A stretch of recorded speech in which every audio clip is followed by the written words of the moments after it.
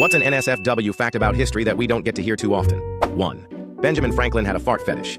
There are letters that prove this where he writes to a woman about her flatulence. 2. In ancient Egypt, soldiers proved their battle prowess by presenting the severed penises of their slaughtered enemies. His victory inscriptions mention 12,535 foreskins and hands, and has images of the piles of the body parts at the Medinet Habu mortuary temple.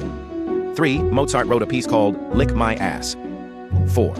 In the 1880s, James Jameson, heir to the vast Jameson Irish whiskey fortune, purchased a 10-year-old African girl just so he could draw her being eaten by cannibals. 5.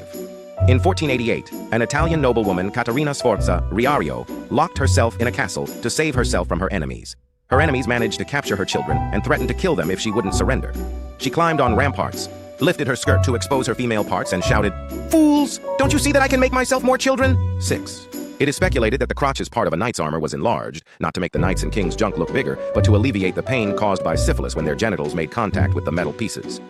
7. Back. During the age of sail, sailors would go months and months without any women or any privacy. When they'd get to port, hundreds of prostitutes would take boats out to the ships to greet the sailors, who would almost all have sex with at least one. This included the ship's boys. Like I said, there was no privacy at all. The crew would share one huge room, dozens or hundreds of men sleeping in hammocks slung 28 apart. So the ensuing copulation took place in the wide open, hundreds of people having sex all over the ship in plain sight.